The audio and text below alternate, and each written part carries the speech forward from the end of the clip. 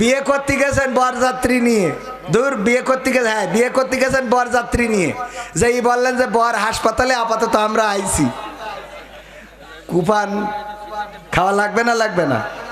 বর হাসপাতালে, ওরে বর আগে নিয়ে আয়, আর তা না হলে সুস্থ হোক তারপরে তোরা আইসিস কোন মুখ নিয়ে সেইটা কর।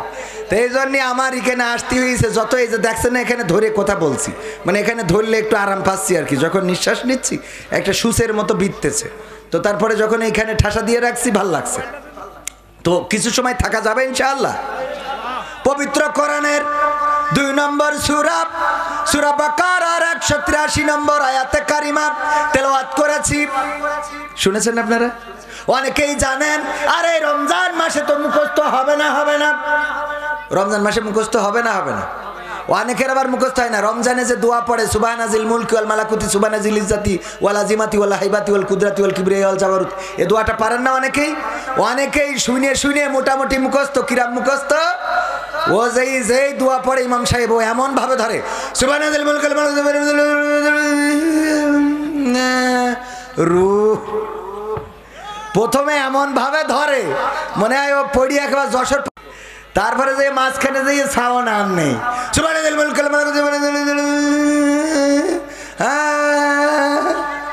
রূহ আছে না নাই? এরকম মানুষ আছে না নাই? সম্মানিত ভাইরা, পবিত্র কোরআনের 183 নম্বর আয়াতে আল্লাহ বলছেন ইয়া আইয়ুহাল্লাযীনা আমানু কুতিবা আলাইকুমুস সিয়াম কামা কুতিবা আলাল্লাযীনা মিন ক্বাবলিকুম লাআল্লাকুম তাত্তাকুন। ওগো ঈমানদারেরা, আমি তোমাদের উপরে রমজানের রোজাকে ফরজ করে দিয়েছি যেমন ভাবে ফরজ করেছিলাম তোমাদের পূর্ববর্তী নবীগণের এবং তার উম্মতগণের উপরে, যাতে করে তোমরা তাকওয়ার অধিকারী হতে পারো। কিসের অধিকারী? তাকওয়া। রোজা রাখলে কি পাবো আমরা? তাকওয়া অর্জন করব। কি অর্জন করব? তাকওয়াটা বোঝেন কিনা? তাকওয়াটা হলো আল্লাহর ভয়। কার ভয়? একমাত্র রমজানের রোজা ছাড়া আর কোন ইবাদত নেই যেটা শুধুমাত্র আল্লাহকে দেখানো যায়, আর একটাও নেই। তাহাজ্জুদের নামাজ পড়বেন, তাও বউ দেখে ফেলে। হুজুর দেখে কিনা? বউ দেখে ফেলে, অথবা সন্তানেরা জেনে ফেলে। তাহাজ্জুদের নামাজ গভীর রাতে পড়ার ইবাদত, এই রাতের ইবাদতটাও যদি করেন কেউ না কেউ দেখে ফেলে।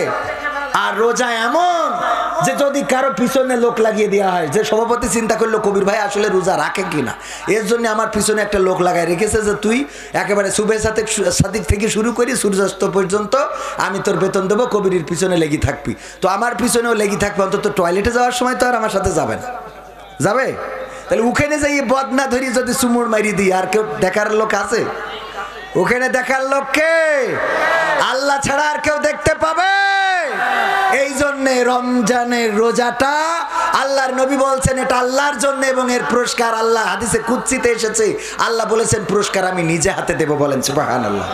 সেই রমজানের রোজা রাখতে রাজি আছি তো আমরা? রাখবো কারা কারা? দুটি হাত তুলে দেখান। নারায়ে তাকবীর, লিল্লাহি তাকবীর। রমজানের আগমন, রমজানের আগমন, আহলান সাহলান, আহলান সাহলান। মাহে রমজান, আমরা রমজানের আগমনটাকে বরণ করে নেব। রোজার মাস আসে মানুষের গুনাহ হালকা করে দেওয়ার জন্য। রোজার মাস আসে রোজা ডেকে ডেকে যেন মানুষকে বলে দেয় যে পারো। শুধু তাই না, হাদিস আছে আল্লাহ রাসূল মসজিদে নববীর মেহরাবের উপরে প্রথম সিঁড়িতে পা দিলেন, দেওয়ার পরে বললেন আমিন। দ্বিতীয় সিঁড়িতে পা দিলেন, বললেন আমিন। তৃতীয় সিঁড়িতে পা দিয়ে বললেন আমিন। যখন পা দিলেন আর বললেন আমিন, সাহাবী রাদিয়াল্লাহু তাআলা আনহুগণ বললেন ওগো নবী গো, কি এমন ঘটে গেল যেই ঘটনার কারণে আপনি আজকে মেহরাবের প্রতিটি সিঁড়িতে পা দেওয়ার সময় বললেন আমিন আমিন আমিন? একবার নয়, দুইবার নয়, 3 বার বলেছেন। কেন গো রাসূল? আল্লাহ রাসূল সাল্লাল্লাহু আলাইহি ওয়াসাল্লাম বললেন আমি যা জানি তোমরা তা জানো না, আমি যা দেখি তোমরা তা দেখো না, আমি যা শুনি তোমরা তা শোনো না। ওগো আমার সাহাবীরা, তোমাদের কাছে ঘটনাটা বলে দিই। কিছুক্ষণ আগে জিবরাইল আলাইহিস সালাম এসেছিলেন, আমার কাছে এসে দোয়া করলেন, বললেন ও আল্লাহর রাসূল যে নবী মুহাম্মাদের নাম শুনলো কিন্তু তার প্রতি দুরূদ পড়লো না, সাল্লাল্লাহু আলাইহি ওয়াসাল্লাম বললো না, সে যেন ধ্বংস হয়ে যায়। আমি বলেছি আমিন। দ্বিতীয়বার বললেন, এই এই পাঞ্জাবি পরা ওরা উঠছে কেন? তুই একজন, হ্যাঁ, পাঞ্জাবি পরা কেউ উঠতে পারবে না। হুজুর মার্কা লোকগুলো যেন কেউ না ওঠে। সব জায়গায় পরিবেশ নষ্ট করে এরা। আর ওরা আবার ওয়াজ শুনবে যে এখানে বসে থাকলে বহুত ফায়দা। ওরা বলবে বলে ওরা কাটি মেথেই চলে যাবে। শার্ট পরা প্যান্ট পরা সব বসে আছে, আর টুপি পরা সব উঠে চলে যাচ্ছে। দাঁড়ায় আছে যুবকদের তাকায় দেখো দিন কত ইয়াং ফুলা পান, একটাও নড়তেছে না ওখান। তোমরা চলে যাবা তা আসো কেন? হ্যাঁ, আসার দরকার কি? পরিবেশ নষ্ট করে প্রায় জায়গায় এই ঘটনাগুলো দেখি। নিজেদের মধ্যে যে আমল নেই ওই আমলগুলো অন্যদের করতে বলে, এই জন্য তো সমাজের পরিবর্তন হয় না।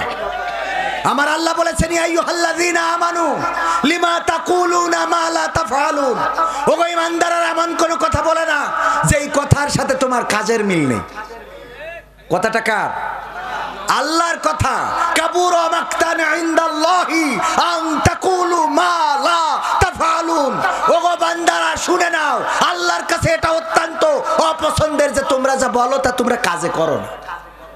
আল্লাহর কাছে এটা অত্যন্ত অপছন্দের। ওয়াজ করি বেড়াবেন, ওয়াজ শুনলে বহুত ফায়দা, আর নিজে এসে বসে কাটি মেথি চলে যাবেন। শয়তান তো আপনার পিছনে তিনটে লেগে আছে। শয়তান লেগে আছে মানে কি আপনি শয়তান হয়ে বসে আছেন, ঠিক না বেটে? এই জাতীয় শয়তানগুলো মুক্ত করতে চাই বাংলাদেশে। এরা আবার ফতোয়া দেয়। কবির বিন সামাদ স্টেজে, ও কেন স্টেজে উঠবে? তুই কোরআন শরীফ তুই শিখেছিস, আমরা শিখিনি? খালি শুধু তুমি বলতে পারবা আর আমরা বলতে পারবো না? তুমি বড় আল্লাহর ওলি, তুমি ফতোয়া দিয়ে বেড়াও। এ না জায়েজ, ও হারাম, এর ভালো না, ও ভালো না। এক হুজুর আছে এমনি পাগড়ি ঝুলাই দেয়। ও কোনে কোন হাদিসি পেয়েছে আল্লাহ সেই ভালো জানে। মানসি পাগড়ি দেয় পিছনে, ও দেয় সামনে। দেখেছেন কিনা? দিয়ে মুহিব খান খারাপ, কলরব খারাপ, চরমনা খারাপ, আটরশি খারাপ, জামাত খারাপ, হেফাজত খারাপ, আমলিক খারাপ, বিএনপি খারাপ, পীর সাহেব খারাপ, মুরিদ খারাপ, মৌদুদি খারাপ, সাইদি খারাপ, সব খারাপ, ও একা ভালো। কথা কয় না? আছে না নাই? স্টেজে উঠে ওয়াজ করো, তা না করে কিডা খারাপ কার তুমি যে হেগে শোষো কিনা এটা তো কেউ দেখতে চায় না। তোমার পাশা চেক করলে দেখা যাবে যে না সুইচে বাড়ি চলে আসে। খালি ওই স্টেজে উঠে বহু গরম দেখানো যায়। বাস্তবিক আমলে কে কতটুকু আছে এটা দেখার দরকার আছে না নাই? এক হুজুরের কাছে এরকম সভাপতি যে বলছে, হুজুর একটু দোয়া করে দেন, আমার ওই ক্ষেতটায় পানির দরকার কিন্তু বৃষ্টি হচ্ছে না, আবার পানিরও কোনো লাইন নেই, যেন একটু বৃষ্টি হয়। আপনারা তো হুজুর মানুষ, আল্লাহওয়ালা মানুষ, একটু দোয়া করে দেন যেন বৃষ্টি হয়। হুজুর বলছে ঠিক আছে, জমি কোন খান? দেখাই দিয়েছে ওই যে ওই খান, যাও কাল সকালে এসে দেখবা। সকালবেলা এসে দেখে সত্যিই জমি ভিজে গেছে। বলছে ওরে বাবা, কত বড় আল্লাহওয়ালা হুজুর, আমি দোয়া চাইছি আর জমি ভিজে গেছে। গ্রামের লোক সবাই বলছে আহারে বানিয়া বাহু, আমাদের এমন একজন হুজুর এসেছে যে দোয়া করলে জমি ভিজে যায়। এইবার সবাই এসে বলছে হুজুর আমাদের জমিও ভিজাই দেন, আমাদের জন্য দোয়া করি দেন। সবাই দোয়া চেয়েছে। পরের দিন সকালবেলা যেয়ে দেখে আর কারোর জমি ভেজে নাই। সবাই এবার চলে গেছে হুজুরির দেখার জন্য যে হুজুর কেমন দোয়া করলো যে একজনের ভিজেছে আর আমাদের ভেজলে না। এসে দেখে মাদ্রাসায় হুজুরও নেই, ছাত্ররাও নেই। কারণ কি? কারণ হলো হুজুর ওই জমি দেখে নিয়ে ওই দিন রাত্রি ছাত্রদের নিয়ে যেয়ে কলস ভরি ভরিতে জমি ভিজাইয়েছে। কারণ ও বুঝতে পেরেছে আমার দোয়ার দৌড় কতটুক।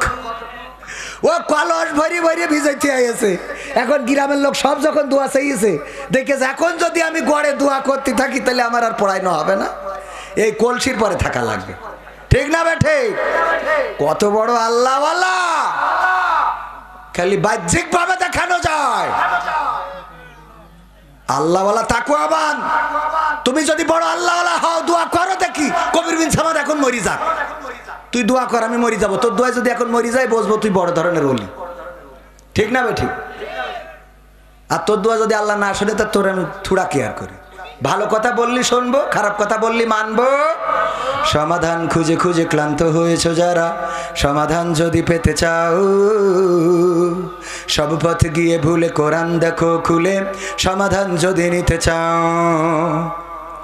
সমস্যা যত সব দূর করে দিবে রব, সমস্যা যত সব দূর করে দিবে রব, যদি তুমি যাও চেয়ে যাও সমাধান। সমাধান খুঁজে খুঁজে ক্লান্ত হয়েছো যারা, সমাধান যদি পেতে চাও, সব পথ গিয়ে ভুলে কোরআন দেখো খুলে, সমাধান যদি নিতে চাও। কোরআন ধরি না বলে, কোরআন পড়ি না বলে চারিদিকে হই লাঞ্ছিত, কোরআন জানি না বলে, কোরআন মানি না বলে সব অধিকার বঞ্চিত।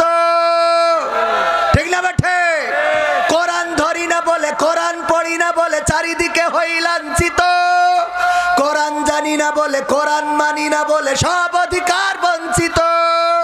মরিচিকার পিছে না ঘুরে মিছে মিছে, মরিচিকার পিছে না ঘুরে মিছে মিছে, কোরআনটা খুলে দেখে নাও সমাধান। সমাধান খুঁজে খুঁজে ক্লান্ত হয়েছো যারা, সমাধান যদি পেতে চাও, সব পথ গিয়ে ভুলে কোরআন দেখো খুলে, সমাধান যদি নিতে চাও। কোরআনেই বলা আছে কোন পথে চলবে, কোন পথে মিলবে মুক্তি, কোরআনেই লেখা আছে কোন পথে শান্তি, কোন পথে আসবে শক্তি। কোরআনেই বলা আছে কোন পথে চলবে, কোন পথে মিলবে মুক্তি, কোরআনেই লেখা আছে কোন পথে শান্তি, কোন পথে আসবে শক্তি। আলে আর আলোয় প্রতারিত না হয়ে, আলে আর আলোয় প্রতারিত না হয়ে, কোরআনটা খুলে দেখে নাও সমাধান। সমাধান খুঁজে খুঁজে ক্লান্ত হয়েছো যারা, সমাধান যদি পেতে চাও, সব পথ গিয়ে ভুলে কোরআন দেখো খুলে, সমাধান যদি নিতে চাও। কোরআনেই খুঁজে পাবে সংসার নীতি, আর কি হবে রাষ্ট্রের নীতি, কোরআনের আইন চললে দেশে দূর হবে সব দুর্নীতি। ঠিক না বেঠে? কোরআনেই খুঁজে পাবে সংসার নীতি, আর কি হবে রাষ্ট্রের নীতি, কোরআনের আইন চললে দেশে দূর হবে সব দুর্নীতি। মানব রচিত মতে শান্তি খুঁজো না পথে, মানব রচিত মতে শান্তি খুঁজো না পথে, কোরআনটা খুলে দেখে নাও সমাধান।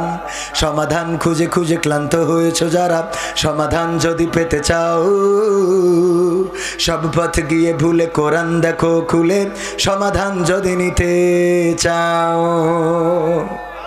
সব সমস্যার সমাধান কোরআনের আইন যদি কায়েম হয়ে যায়, চোর চুরি করলে তার শাস্তি কি, হাতের কবজি ধরে নেন কবির বিন সামাদ, হাতের কবজি কাটা এসে ওয়াজ করতেছে, ভাইয়েরা বাবারা কেউ চুরি করবা না, চুরি করা অনেক বড় গুনাহের কাজ, তাই কেউ চুরি করবা না, আর কোরআনের আইন অনুযায়ী হাতের কবজি কিন্তু থাকবে না, এই জন্য কেউ চুরি করিরো না রে। আপনারা বলতেন হুজুর আপনার হাতের কবজি কই?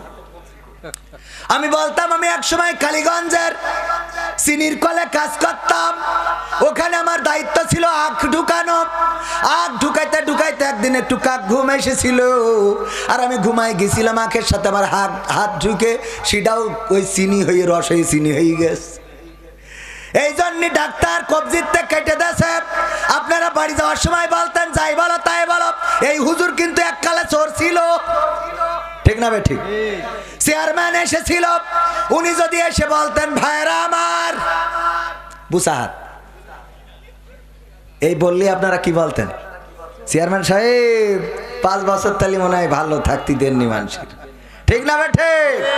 কোরআনের আইন কায়েম হয়ে গেলে খালি শুধু এই একটা হাত কাটার বিধান কায়েম হইলেও আমাদের সুইস ব্যাংকে বাংলাদেশিদের টাকা এত জমা থাকতো না। ঠিক না বেঠে? বাংলাদেশিদের টাকা সুইস ব্যাংকে, কানাডার বেগম পাড়ায়, আমেরিকায়, লন্ডনে আছে না নাই? বেড়াইতে যায় থাইল্যান্ডে, আর চিকিৎসা নিতে যায় সিঙ্গাপুরে, আর আমাদের বলে যে বড়ই দিয়ে আর পেরা দিয়ে ইফতারি করে। ঠিক না বেঠে? তুমি টাকা পয়সা সব পার করে দিলে আল্লাহর ওলি, আর আমাদের এসে বলো যে বড়ই দিয়ে পেরা দিয়ে ইফতারি করে। আমরা এখন ইমানদাররা এত গরিব হই নাই, হয়েছি বরং এইবার, গতবার তো ইফতারিতে খালি কুরমা খাতাম, এইবার সেহরির সময়ও খাবে। হ্যাঁ, এইবার সেহরির সময়ও খুরমা খেয়ে প্রমাণ করে দেব রোজাদারেরা এখনো এত ফকির হয় নাই। আর যারা রোজা রাখবেন, ইফতার করবেন, আশেপাশে যারা আছে গরিব দুঃখী তাদেরও সাথে নিয়ে ইফতার করার চেষ্টা করবেন। রাজি আছেন ইনশাআল্লাহ? একজন পাশে যদি থাকে, একজনের যদি রোজার মাসে ইফতারি করান, আল্লাহর নবী বলেছেন সওয়াব কত গুণ? 70 থেকে 700 গুণ। 70 থেকে 700 গুণ পর্যন্ত নরমাল যে সোয়াবটা সেটা হলো 70 গুণ। তাহলে 70 গুণ সোয়াব হবে। আপনি কি করবেন? একটা ইফতারি কাউকে দিলেন, আল্লাহ রাব্বুল আলামিন আপনার 70 জনের ইফতারি করার সোয়াব দিয়ে দিল। এটা নেওয়ার দরকার আছে না নাই? ওই মিম্বারের কথা মনে আছে তো, মেহরাবের কথা? আল্লাহ রাসূল বললেন আমিন, ফেরেশতা বললেন, ফেরেশতা দোয়া করলেন। প্রথম দোয়াটা কি ছিল? প্রথম দোয়া ছিল, আল্লাহর রাসূল যদি আপনার নাম কেউ শোনে আর সাল্লাল্লাহু আলাইহি ওয়াসাল্লাম না বলে, তাইলে সে যেন ধ্বংস হয়ে যায়। আল্লাহর রাসূল বললেন আমিন। দ্বিতীয় দোয়া ছিল, গো রাসূল গো, যদি কারো পিতা মাতা বেঁচে থাকে অথবা তাদের মধ্যে কোনো একজন বেঁচে থাকে আর সে যদি জান্নাতের সার্টিফিকেট অর্জন করতে না পারে, সেও যেন ধ্বংস হয়ে যায়। আল্লাহর রাসূল বললেন আমিন। আর 3 নম্বর হলো, যে তার জীবনে একটা রোজার মাস পেল, গোটা রমাদানের রোজা পেল, কিন্তু গোটা জিন্দেগির গোনাগুলো মাপ চেয়ে নিতে পারলো না, সেও যেন ধ্বংস হয়ে যায়। এই দোয়া করেছেন জিবরিল আলাইহিস সালাম। আর আমিন বলেছেন কি? আল্লাহ রাসূল আমিন বলেছে, কবুল হবে না? হবে না। আল্লাহ রাসূল আমিন বলেছেন, আল্লাহ কবুল করবেন। সুতরাং রমজানের রোজা পাওয়ার পরে আমাদের গোটা জিন্দেগির গুনাহ ক্ষমা চেয়ে নেওয়ার দরকার আছে না নাই? রোজার মাসে, রোজার মাসটা আমরা কাজে লাগাবো। রাজি আছি তো? রোজার মাসটা যদি আমরা কাজে লাগাই, আল্লাহ রাব্বুল আলামিন আমাদের পিছনের সমস্ত গুনাহ ক্ষমা করে দিবেন। শুধু তাই নয়, আল্লাহ রাব্বুল আলামিনের নবী বলেছেন যে সোয়াবের আশায় আল্লাহর সন্তুষ্টির উদ্দেশ্যে একটি মাস রোজা পালন করে, যেদিন শাওয়ালের চাঁদ উদয় হয়, ওই দিন সে যেন মায়ের উদর থেকে ভূমিষ্ঠ হয়েছে এমন একটা মানুষে পরিণত হয়ে যায়। সুবহানাল্লাহ। মায়ের কোল থেকে ভূমিষ্ঠ হওয়া। আমার গলার আওয়াজটা আজকে খুবই আমার কষ্ট হচ্ছে, আপনারা বুঝছেন। তারপরেও আমি আমার দায়িত্ব পালন করতে চাই। আপনারা আর কত সময়? আর অন্তত আধা ঘন্টা কষ্ট হবে। মা বোনেরা এসেছেন, মা বোনদের জন্য একটু কথা বলার দরকার আছে না নাই? কারণ এখন তো বেকায়দা অবস্থা। আমার যুবকেরা, তরুণেরা, কিশোরেরা আর সেই সাথে মা বোনেরা, আগে যারা খারাপ কাজ করতো লিপস্টিক দিয়ে, নখ পালিশ দিয়ে, তারপরে মেকআপ টিকআপ করে, এখন সব বাদ দিয়েছে, এখন বুরকা পরি খারাপ কাজ করে। ঠিক না বেঠে? আগে টিকটক ভিডিও করতো রেল রোডে যেয়ে, তারপরে গদখালিতে যেয়ে, ওরা সব বুরকা ছাড়া, আর এখন সব বুরকাওয়ালা। আমি বলেছি ওদের নাম দিছি আল্লাহওয়ালা ড্যান্সার। কি ড্যান্সার? মানে বুরকায় একজনের বলছে যে ভাত খাবি না মুড়ি খাবি, তা বলছে ভাত খাই, তারপর মুড়ি খাবো। তার মানে একটাও ছাড়বে। ওর বলা হইলো পর্দা করবা না টিকটক করবা, বলছে বুরকা পরি টিকটক করবো। বোঝা গেছ তো? এই সত্যি বলছি না মিথ্যা বলছি? আর যুবকদের অবস্থাও তো বলবো। আজকালকের ছেলেরা বই নিয়ে আর বসে না, ও বাবা গুগলে সার্চ করিয়া পড়ি। ওরে কালের মেয়েরা কোরআন হাদিস ধরে না, আমার এখনকার মা বোনেরা কোরআন হাদিস পড়ে না। ও আল্লাহ, টিকটকে ভিডিও ওরা করে। আজকালকের ছেলেরা বই নিয়ে আর বসে না, গুগলে সার্চ করিয়া পড়ে। আগের সময় প্রেম করিলে সভাপতি বলতো পাইছ কি, এখন বলে শখ করিয়া বাবু তুমি খাইছ কি। ঠিক না বেটে? বুড়ো দাঁড়িয়ে গেছে, ওর কয় বাবু তুমি খাইয়েছ না? ও খায়নি, ও ফিডার খাবে। এই বুড়ো ধাড়ির বলে না, বলে না? কত বড় খারাপ। ঠিক না বেটে? আগের সময় এই কথা কেন বলেছি? আগের সময় যদি কোনোভাবে সভাপতি মনে করেন একটা চিঠি লিখে তে একজনের কাছে দেবে, তা দিয়েছে ওর ভাতিজির কাছে, ও যে এসে মেয়ের না দিয়ে ওর মার কাছ দিয়ে ফেলাইছে। এর জন্যই সভাপতি এলাকা ছাড়ি দিয়ে ঢাকা গার্মেন্টসে যে কাজ করেছে, এরকম ঘটনা আছে না নাই? যে সিটি ধরা খেয়ে গেছে আর গ্রামে থাকা যাবে না। সত্যি বলছি তো, আগের সময় এটা সত্যি কিনা ভাই বলেন? আমার ভাইজান তো কথা কচ্ছেন না কেন? ভাইয়ের সাথে এর আগেও দেখা হয়েছে না একবার? তো আগের সময় প্রেম করিয়ে খালি শুধু সিটিটা ধরা খেয়েছে, এই ভয়ে এলাকা ছাড়ি ঢাকা গার্মেন্টসে যে কাজ করিয়ে বরিশালের একটা মেয়ে বিয়ে করে বাড়িয়ে গেছে। এরকম আছে না নাই? আর এখন কি যুগ জামানা পড়িয়েছে, হ্যাঁ, মার সামনে জিজ্ঞেস করে, হ্যাঁ বাবু তুমি ঠিক মতো খেয়ে নিও। হ্যাঁ, আরে বাবা, বাবু ঠিক মতো, ও বাবু খাতি পারে, তুই যে গালে তুলে দে। আগের সময় মাইন্ড করা যাবে না, ও আপনার বয়স পার হয়ে গেছে, এখনো শুনি লাভ নেই। আগের সময় প্রেম করিলে বলতো লোকে পাইছ কি, এখন বলে শখ করিয়া বাবু তুমি খাইছ কি। লজ্জা শরম নাই, আইলাম কোন জামানাই, লজ্জা শরম নাই, আইলাম কোন জামানাই, ভবিষ্যৎ দেখি অন্ধকারে। আজকালকের ছেলেরা বই নিয়ে আর বসে না, ও বাবা গুগলে সার্চ করিয়া পড়ি। নতুন করে হইছে চালু এ আবার কন্টেন্ট। আমাদের রনি ভাই মাহফিলির অন্যতম উদ্যোক্তা না, ওনার সাথে গদখালিতে দেখা, মোটরসাইকেলের পিছনে দেখি বুরকা পরা একজন রয়েছে, আর এখন তো মোটরসাইকেলও হি শয়তানি কায়দায়, পিছনের সিট এত উঁচু যে পড়লি পরে অমনি ঘাড়ের পর, হ্যাঁ ডেইলি পড়া লাগবে না, লাগবে না। আমি বলেছি এই মোটরসাইকেলে এখন ভাতিজাদের পিছনে চাষিরা ওঠা জায়েজ নেই, ঠিক না বে ঠিক? কারণ চাষিরা উঠলে হ্যাঁ এমনি, আর এখন তো আবার দুই পাশে পাতে বসছে, তাহলে এবার যা হওয়ার বোঝেন, বেকায়দা না? তো এই জন্যই ওই মোটরসাইকেলগুলো ড্রাইভারের থেকে সিট উপরে ওর ঘাড়ের পরে পড়তে হয়, না জানি আরও কত উপরে তুলবে আল্লাহ সেই ভালো জানে। তো এই মোটরসাইকেলে পিছনে বসে রয়েছে রনি ভাইয়ের পিছনে বুরকা পরা। আমি বললাম রনি ভাই ভাবি নাকি? তা বলছে না। আমি বলছি তাহলে কিডা? পরিচয় করাই দিলে এই আমার গার্লফ্রেন্ড। সহ্য না করে পারা যায়? এরম পরিচয় করায় না, করায় না। নতুন করে হইছে চালু এ আবার কন্টেন্ট, পরিচয় করাই দেখি এই আমার গার্লফ্রেন্ড। শরমের মাথা খাইয়া গেছে ওরা পাগল হইয়া, শরমের মাথা খাইয়া গেছে সব পাগল হইয়া, ভবিষ্যৎ দেখি অন্ধকারে। আজকালকের ছেলেরা বই নিয়ে আর বসে না, ও বাবা গুগলে সার্চ করিয়া পড়ে। ওরে কালের মেয়েরা কোরআন হাদিস ধরে না, আমার এখনকার মা বোনেরা কোরআন হাদিস পড়ে না, টিকটকে ভিডিও ওরা করে। আজকালকের ছেলেরা বই নিয়ে আর বসে না, গুগলে সার্চ করিয়া পড়ি, ঠিক না বেঠে? এমন সন্তান, এমন ছেলে, এমন মেয়ে বানিয়া বাহু নাই, এখানেও আছে।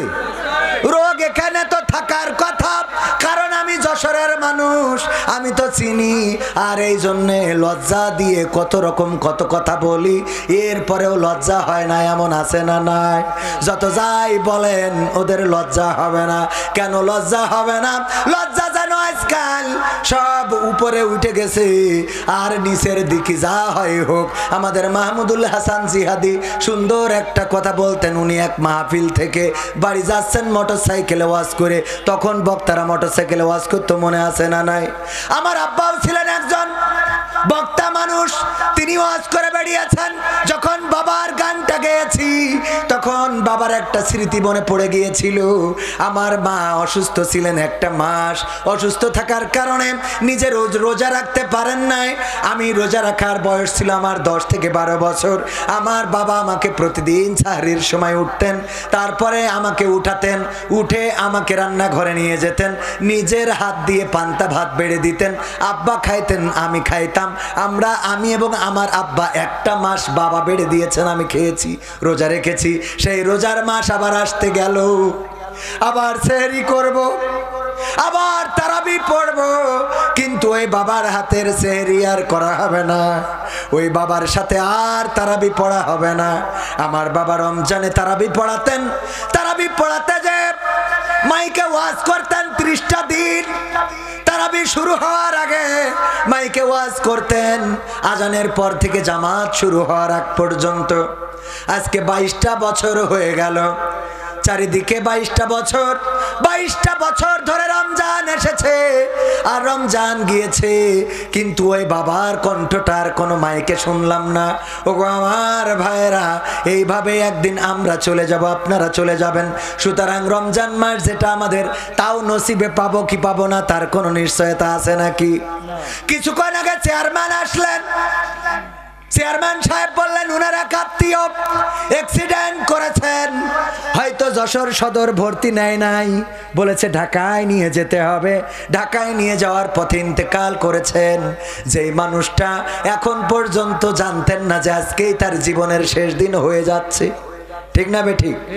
রঙ্গরসের দিন ছিল আমার একদিন, 12 ঘন্টা বেলায় আমার সন্ধ্যা হইল, পাখি উড়ে যাওয়ার বুঝি সময় হলো, পাখি উড়ে যাওয়ার বুঝি সময় হলো।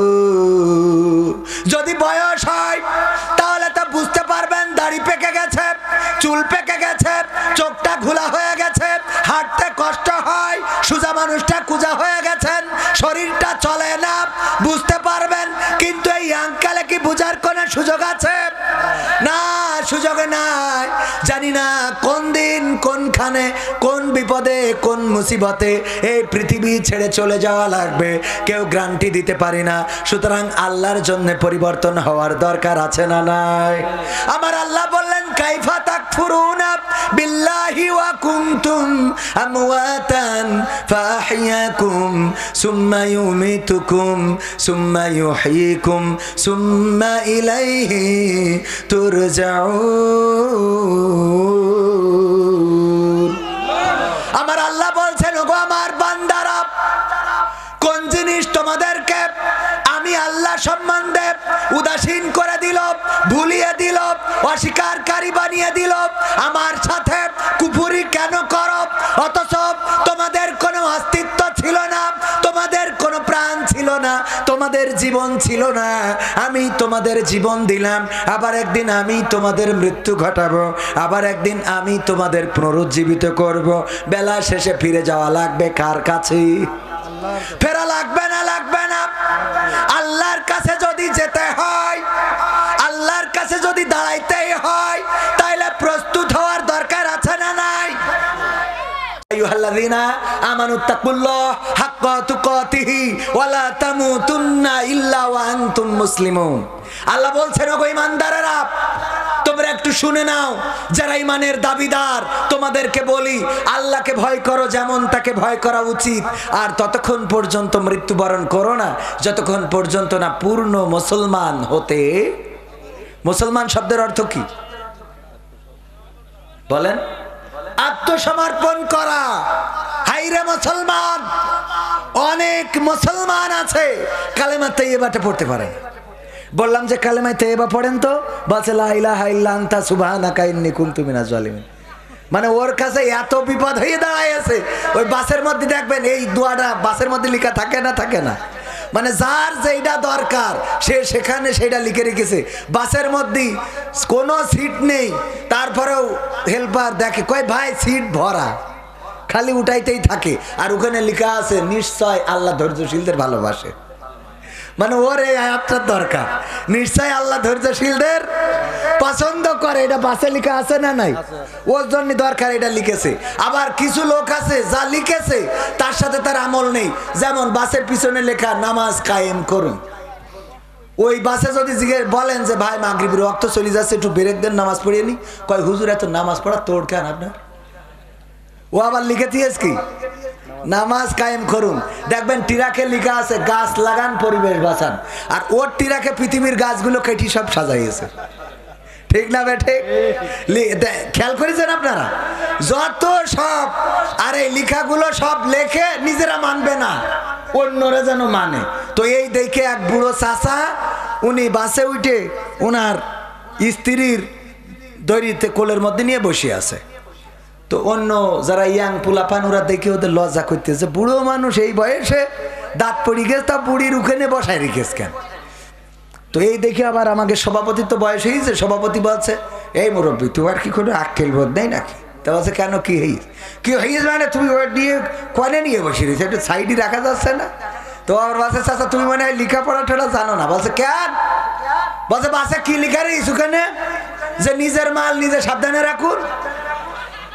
তা আমি সাবধানে না রেখে তো তোমার কাছে ছাড়িতে দেবো নাকি? পাকামো পাইছাও। তো এই জন্য কিছু লোক অন্তত শুনে বুঝে আমল করে। যাই হোক, যে উদাহরণটা দিচ্ছিলাম যে লজ্জা যে দেব, লজ্জার আজ অবস্থা কি হয়েছে। মাহমুদুল হাসান জিহাদি মাহফিল করে যাচ্ছে, যাওয়ার পথে দেখে রাস্তার তেমাত নাই, তেমাত না তো বোঝেন, ত্রিমোহনী, 3 রাস্তার মাথায় একজন টয়লেট করতেছে। তো এর একটু লজ্জা দেওয়ার জন্য মোটরসাইকেলের হেডলাইট ঘুরাই ধরিছে, যাতে ও লজ্জা পেয়ে আজ জীবনে এই কাজ না করে। ও মোটরসাইকেলের হেডলাইট ঘুরাই ধরিস বলে ও লজ্জা পেয়ে লুঙ্গি তুলে মুখ ঢেকে চুপচাপ বসে দিয়েছে। তাহলে লজ্জা পাওয়ার সিস্টেমটা বুঝতে পারিছেন? এত লজ্জা পাইয়াছে যে মুখ ঢেকে তা আল্লাহর ওলি বসে আছে যে নিচে দে যাই ও যেন উপরে কেউ না দেখতে পায়। তা আজকে অবস্থা সেইটা, বুরখা পরেছে কিন্তু ইমান আমল শেষ, ঠিক না ঠিক? মাথায় টুপি মুখে দাড়ি কিন্তু ইমান নাই।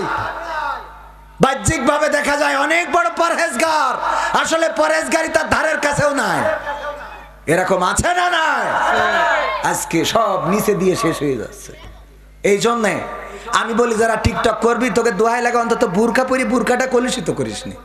তোরা বুরখা ছাড়াই টিকটক কর, আর তোকে দেখি যেন তোদের মা বাপ ভাই বোন চিনতে পারে, কারণ বুরখা পরি করে যাতে কেউ না চিনতে পারে। কি বুদ্ধি আছে না নাই? বুদ্ধি আছে না?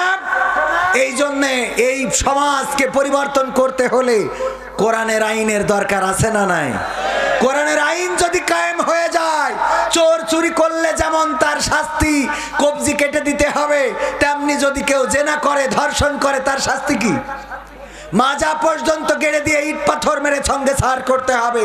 এই আইন যদি কায়েম থাকতো তাইলে লাইলাতুল ফেব্রুয়ারিতে ওই গদখালিতে এত ভিড় হইতো না, ঠিক না বেঠে?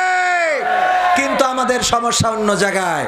আমাদের সমস্যা হলো কোরআন পড়তে ভালো লাগে, কোরআন শুনতে ভালো লাগে, কোরআন জানতে ভালো লাগে, কোরআন মানতে ভালো লাগে, ঠিক না বেঠে? কোরআন পড়তে ভালো লাগে, কোরআন শুনতে ভালো লাগে, কোরআন জানতে ভালো লাগে, কোরআন মানতে ভালো লাগে। নামাজেতে পড়লে কোরআন মনটা শীতল হয়, কারির তেলাওয়াত শুনিলে প্রাণ জুড়িয়ে যায়, ঠিক না বেঠে? নামাজেতে পড়লে কোরআন মনটা শীতল হয়, কারির তেলাওয়াত শুনিলে প্রাণ জুড়িয়ে যায়। সেই কোরআনের ব্যাখ্যা দিলে কলিজাতে আগুন জ্বলে, সেই কোরআনের ব্যাখ্যা দিলে অন্তরেতে আগুন জ্বলে। বিরোধিতাও চলে কেন তা জানি না। কোরআন পড়তে ভালো লাগে, কোরআন শুনতে ভালো লাগে, কোরআন জানতে ভালো লাগে, কোরআন মানতে ভালো লাগে। কোরআন পড়ে অনেক লোকে শুরু করে দিন, তারা আবার চাই না দেশে কোরআনের আইন, আছে না নাই? কোরআন পড়ে কত লোকে শুরু করে দিন, তারা আবার চাই না দেশে কোরআনের আইন। এটা যে কেমন নীতি, তাই তো এ দুর্গতি করছে মোদের ক্ষতি কেন তা বুঝি না। কোরআন পড়তে ভালো লাগে, কোরআন শুনতে ভালো লাগে, কোরআন জানতে ভালো লাগে, কোরআন মানতে ভালো লাগে। কোরআন বুকে কোরআন বুকে চুমু খাওয়ার লোকের নাই অভাব, সেই কোরআনের বিরোধিতা আবু জাহেলের স্বভাব। এরকম আবু জাহেল আছে না? এই এলাকায় তো নাই, কেন আছে?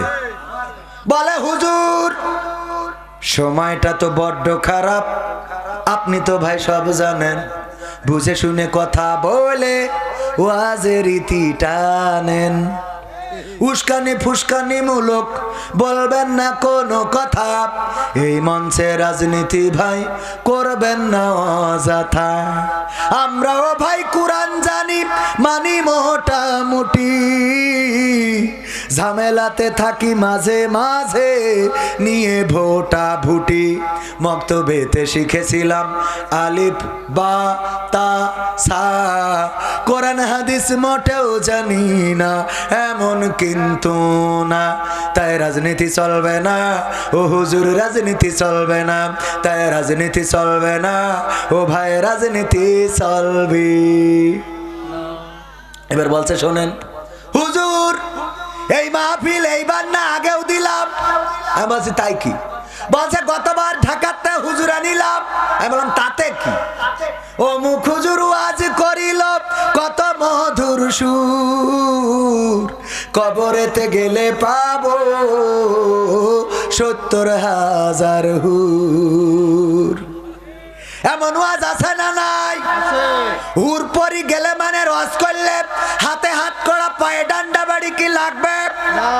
তাই যদি লাগতো আল্লাহ রাসূল ৪০ বছর মক্কায় কাটালেন, কেউ কোনোদিন ফুলের টোকা দেয় না। ৪০ বছর পরে এমন কি কথা বললেন যে মক্কায় আর টিকতে পারলেন? টিকতে কি পেরেছেন? না, শুধু পারে না তা না, মক্কার আবার মদিনায় যেয়ে মারামারি করলো, ঠিক না বে ঠিক?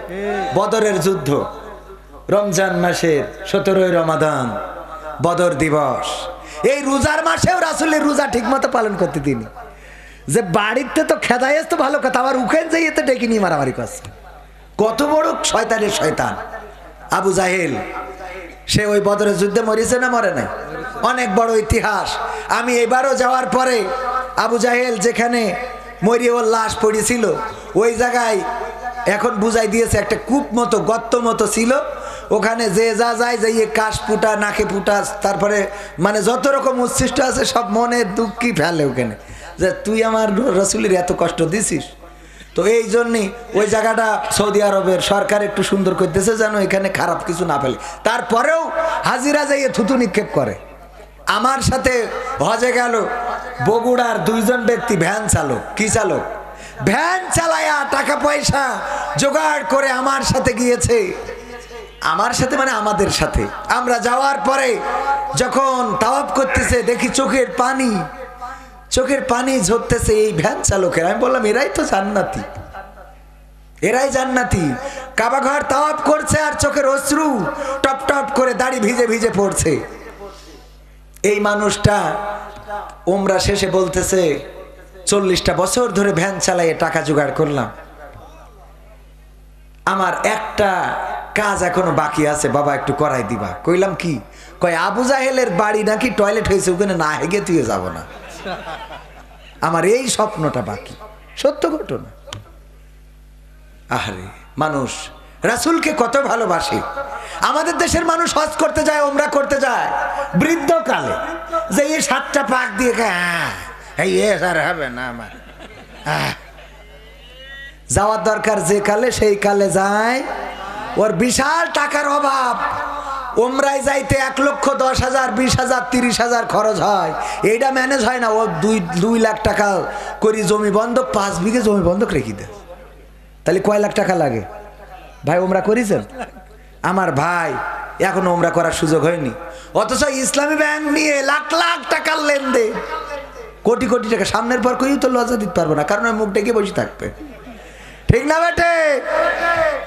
একটু ওমরা যাওয়ার নিয়তটা করেন, আল্লাহ কবুল করুন, আমিন, আল্লাহ কবুল করুন। বেশি টাকা লাগে না তো। আর যাই ওখানে যদি খুব অভাব পড়ে যায়, নামাজ শেষে ওই ফকিররা দাঁড়ায় থাকে, হাত পেতে দাঁড়ায় থাকবেন, যা মনে করেন খরচ হবে আবার উঠে নিয়ে চলে আসা যাবে। আমার আব্বা মারা যাওয়ার পরে এক চাচা আমার বলছে যে আমি আমাদের কত করি বললাম, যে তুই আমার একটু নিয়ে চল, মাহফিলে নিয়ে যেয়ে আমার একটা চলার রাস্তা করি দে। তাই বলছে আপনার কোনো কুরআন হাদিসের জ্ঞান নেই, আপনি মাহফিলে যাই কি করবেন? বলছে তোর আব্বার সে বুদ্ধি দিয়েছিলাম। কি বুদ্ধি? বলছে আমি যাইয়ে চেয়ারে চোখ বুঝে বসে থাকবো, আপনি ওয়াজ শেষে বলি দেবেন যে এক কান আমার মোটরসাইকেলের তলে পড়ছিল, তা ধরে নিয়ে আসি, যে যা পারেন 2-5 টাকা করে দেন। বুদ্ধি দেখেছেন কত? শয়তানি বুদ্ধির মানুষের তো অভাব নেই। একজন মারা যাওয়ার সময় সন্তানদের ওসিয়াত করতেছে, আমি মারা যাওয়ার পরে আমার লাশটা তোরা করবে কি, পুরনো গোরস্থানের কাফনের কাপড় চুরি করে এনে আমারে দাফন কাফন করবি। তা বলছে আব্বা সুদ খেয়ে খেয়ে এত টাকা বানাইছাও, ইসলামী ব্যাংকের এজেন্ট ব্যাংক নিয়ে এত টাকা বানাইছাও, এসব টাকা কনে যাবে? তা বলছে যেখানে যাই যাইবানে তুই পুরনো কাপনের কাপড় দিয়ে আমার দাফন কাপনটা করবি। বলছে কিসের জন্য? আছে বুদ্ধি আছে, কারণ বুদ্ধি করে কত আলেমুলামা সাইজ করলাম, বুদ্ধি করি কত মানুষের টেঙাই দিলাম, বুদ্ধি করি কত মানুষের বিদেশে পাঠাই দিলাম, বুদ্ধি করি মামুনুল হকের এখনো কথা কয় না, আছে না নাই? আমাদের বুদ্ধির তো শেষ নেই। বুদ্ধি করতে করতে মাথায় টাক পড়া সারা। টাকলা মুরাদের বউ বলতেছে, এক জায়গায় হাদিসি শুনেছে যে আল্লাহ রাসূল বলেছে যে তার স্বামীর মুখমণ্ডল মাথায় মধ্যে মায়ার সাথে হাত বুলাই দেয়, আদর যত্ন করে কপাল টিপে দেয়, ওই স্বামীর মাথায় যত চুল আছে ওর আমল নামায় তত সোয়াব লিখে দেওয়া হয়। টাকলা মুরাদের বউ সিরকুট দেশটা, আমার উপায় কি হবে তাহলে? আমার স্বামীর মাথায় তো চাইরে নাও মাল নেই, তাহলে আমার অবস্থা কি হবে? বেকায়দা অবস্থা না? তো এখন ওই কাফন, হ্যাঁ এই দেখেন ওয়াজ একটু মন দে না শুনলি, কাফনের ওসিয়াত করেছে যে কাফনের কাপড় দিয়ে, পুরনো কাপড় দিয়ে আমারে, কারণ কি? কারণ এটা একটা বুদ্ধির খেলা। কি বুদ্ধি? কয় তোদের কি বলাই লাগবে? আপা বলি যাও, মরেই যখন যাবা শেষ বুদ্ধিটা বলি যাও। তা বলছে যে খুকা মরি যাওয়ার পরে শুনেছি ফেরেশতা জিজ্ঞেস করবে মান রব্বুকা ওয়া মান দিনুকা ওয়া মান নাবিয়ুকা। তো আমি এ উত্তর কি করে দেবো? সারা জীবন তো আল্লাহর পথে চলিনি, বরং এই পথে যারা চলি চোখের তো আরো তেজ মেরে দিছি। তো এই জন্যই পুরোনো কাফনের কাপড় দিয়ে যদি আমার কবর দিস, আমার কাছে ফেরেশতারা এসে যখন জিজ্ঞেস করবে যে মান রব্বুকা মান দিনুকা মান নাবিয়ুকা, আমি বলবো আমি এই প্রশ্নের উত্তর আর কবার দেবো? তো ফেরেশতারা বলবে কেন? তো বলবো আমার কাফন দেখি বুঝতে পারছো না আমি কি আজকের লাশ? কাফনের কাপড় পুরনো হয়ে ছিঁড়ে যাতে গেল, আবার এসে বলছে আছে মান রব্বুকা মান দিনুকা মান নাবিয়ুকা। কত বড় খাটাস বুদ্ধিমান, আছে না নাই? আল্লাহর রাসূলের হাদিস, বুখারী শরীফের হাদিস, আল্লাহর নবী বলছেন বনি ইসরাইলদের একজন ব্যক্তি সারাটা জীবন আল্লাহর নাফরমানি করেছে, মারা যাওয়ার সময় সন্তানদের ওসিয়ত করলো, গো সন্তানেরা আমি মারা যাওয়ার পরে আমার লাশটা পুড়াবা, তারপরে ছাই বানাবা, তারপরে যেদিন বিকট ঝড় হবে ওই ঝড়ের দিনে আমার লাশটার ছাইটা উড়াইয়ে দিবা। কোন কোন হাদিসে এসেছে উনি ওসিয়ত করেছে বাতাসে উড়াই দিবা এবং পানিতে সাগরে ভাসিয়ে দিবা, দুইটা কাজ করে দিবা। আল্লাহ রাব্বুল আলামিন এই ছাই বানানোর পরেও তারে বানাইতে পারবে না? পারবে না। আল্লাহ বললেন কোন, সাথে সাথে ফায়া কোন হয়ে গেল। আল্লাহ বললেন ওগো আমার বান্দা তুমি এমন ওসিয়ত কেন করেছিলে? তোমার লাশটাকে পুড়ানো হবে, ছাই বানানো হবে, তারপরে উড়ানো হবে। ওই লোকটি বলল আল্লাহ আমি সারাটা জীবন তোমার নাফরমানি করেছি, সারাটা জীবন তোমার হুকুমের বিরুদ্ধে চলেছি, তোমার গোলামি করি নাই, শয়তানের গোলামি করেছি। ওগো আল্লাহ আমি এটা বিশ্বাস করতাম যে একদিন তুমি আমাকে ধরবা, আর ধরার পরে আমার খারাপ কাজের জন্য শাস্তি দিবা। এই কারণে তোমার ভয়ে আমি আমার সন্তানদেরকে বললাম আমার এই লাশটা পুড়াবা, ছাই বানাবা, তারপরে উড়াইয়ে দিবা। আমার আল্লাহ বললেন তোমার মনের মধ্যে আমার এই ভয় থাকার কারণে আমি তোমার গোটা জিন্দেগির গুনাহ ক্ষমা করে দিয়ে তোমাকে জান্নাতের বাসিন্দা হিসাবে কবুল করে নিলাম। ভাইরা আমার, এখানে আমরা যারা এসেছি এই মাহফিলটা কারো নাজাতের হয়ে যাবে, আবার এই মাহফিলটা কারোর বিরুদ্ধের সাক্ষী হয়ে যাবে, ঠিক না? ঠিক। এই কোরআন একজন মানুষের পক্ষে সাক্ষ্য দেবে, আর রমজানের রোজা একজন মানুষের পক্ষে সাক্ষ্য দেবে। দুইটা জিনিস হুজুররা আছে, আমি যদি ভুল বলি হুজুররা বলতে পারেন না এমন কথা হাদিসে নাই। আল্লাহ রাসূল বলছেন কিয়ামতের ময়দানে কোরআন বলবে ওগো আল্লাহ আমি তোমার বান্দাদেরকে রাত জাগিয়ে রেখেছিলাম, ঘুমাতে দেই নাই, নির্ঘুম রাত কেটেছে তাদের, কোরআন তেলাওয়াত করেছে, কোরআন পড়ে পড়েছে, কোরআন শুনেছে, কোরআন কায়েমের আন্দোলনের জন্য সময় ব্যয় করেছে, কোরআন বলবে আমি তার নির্ঘুম রাত রেখেছি, এই জন্য আল্লাহ তুমি তাকে ক্ষমা করে দাও। আর রমজানের রোজা বলবে ওগো আল্লাহ আমি তাকে উপবাস রেখেছিলাম, তাকে শারীরিক যৌন চাহিদা থেকে আমি তাকে বিরত রেখেছিলাম, সুতরাং আমি সুপারিশ করছি আল্লাহ তুমি এই বান্দাকে ক্ষমা করে দাও।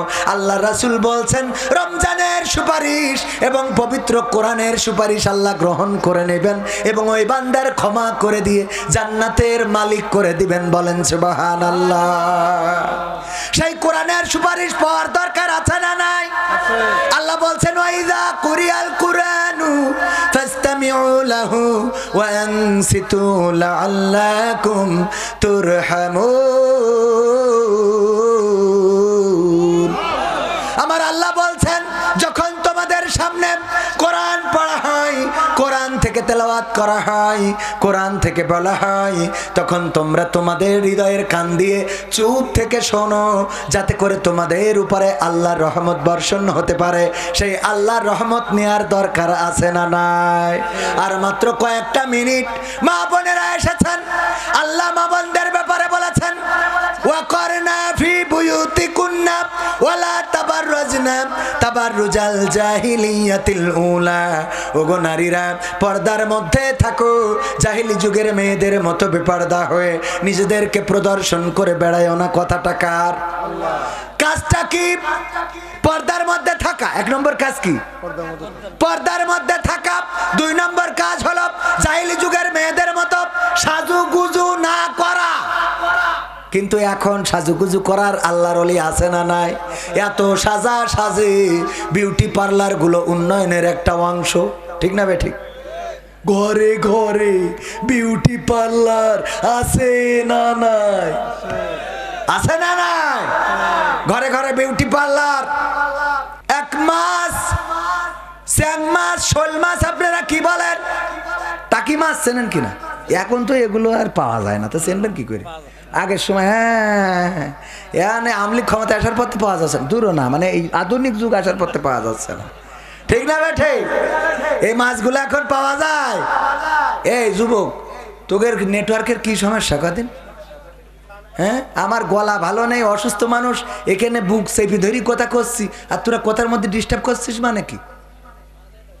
তোকে তো মায়া দয়া বলে কিছু নেই, তোকে তো প্রেমও হবে না, বিয়ে তো দূরের কথা, ঠিক না বে ঠিক? একটু মায়া মহব্বত থাকার দরকার আছে না?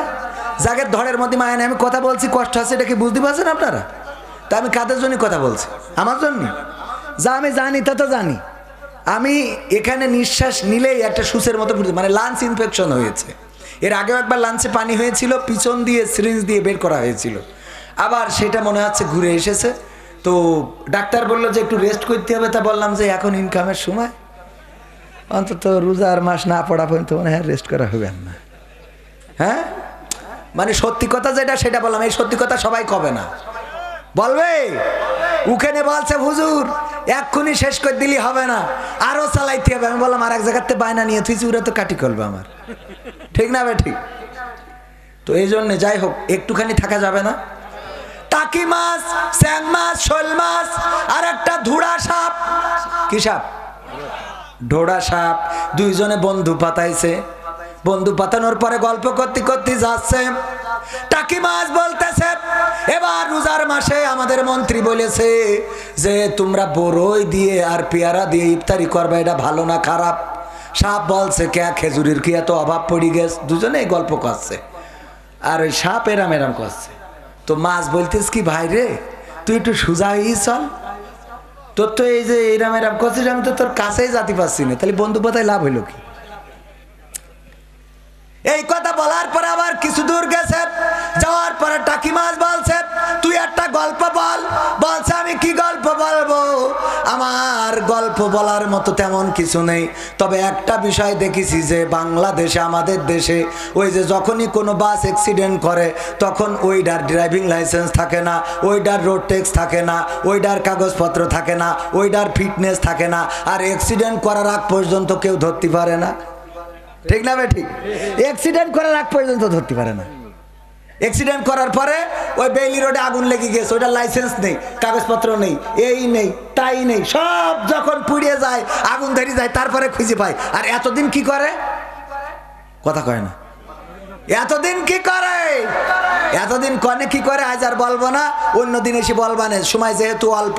তো এই মাছ বলতেছে দোস্ত তারপরে কি বলছে, তারপরে যা বলবো। ওদিক মাছ বলছে তুই যে গল্প করছিস আমার কান পর্যন্ত পৌঁছচ্ছে না, কারণ তুই তো এই করতেছিস, সোজা হয়ে চলতে পারিস না। ওর এই কথা বলার পরে সাপ বলছে তোর সাথে আমার কাটাকাটি, তোর সাথে বন্ধুত্ব করার দরকার নেই। বইলে সাপ একদিকে মাছ একদিকে, সাপ যেয়ে জাল পেতে থিয়াইলো আমার ভাইজান, ওই জালে বেঁধে গেছে। বেঁধে যাওয়ার পরে জালে যদি সাপ বাঁধে মাছ আর বাঁধে? ও তো বিপদে পড়ে আছে যে কেউ যদি উদ্ধার করে, কিন্তু ও ডাকতেছে বাঁচাও বাঁচাও, আর সাপরা মনে কাছে গেলেই পরে ধরবে, এই মাছরা মনে কাছে গেলেই ধরবে। এই জন্য কেউ জালের কাছে আসে নাই। ভাই মাঠে যেই দেখে মাছ বাঁধা কি সাপ বেঁধেছে, এই জন্য এই সাপের ধরি টান টেনে করে মেরে আলির পরে থুয়ে দিয়েছে। ওই মাছ আবার ঘুরতে ঘুরতে যেই দেখে আলির পরে একদম সোজা। বলছে ওরে আমার দোস্ত, তোর আমি একসাথে চলার সময় কত বললাম যে একটু সোজা হয়ে চল, এখন তো ঠিকই টানটেনি হয়েছিস, ঠিক না বে ঠিক? এখন তো ঠিকই টানটেনে। তাহলে এতদিন ধরে যে বললাম আমার সাথে চলার সময় একটু সোজা হয়ে চল, তা না সোজা হয়েছে না হয় না? আমার যুবকেরা, তরুণেরা, কিশোরেরা, মায়েরা, বোনেরা, মুসলমানেরা, হিন্দুরা, বৌদ্ধরা, খ্রিস্টানেরা সব সোজা হয়ে যায় ওই এক সময়। ওই সময় আর কারো কোনো ক্ষমতা থাকে না, ওই সময় আর কারো কোনো পাওয়ার থাকে না, কারো কোনো চেয়ার থাকে না, কারো কোনো কাপড় থাকে না, সব একাকার হয়ে যায়। ওই সময় টান টেনে সোজা হয় না, হয় না? এবার এই সোজা হওয়ার পরে শুধু সোজা হয় না, একটা উদাহরণ দিলেই বুঝবেন। একজনের বউ বিয়ে হওয়ার পরে মুখে দাড়ি থাকার কারণে ওর সাথে ঘর করবে না, এই জন্যে যাইতে চায় না শ্বশুর বাড়ি। আর যদি যায় ও আলাদা ঘরে ঘুমায় আর এ এক ঘরে ঘুমায়।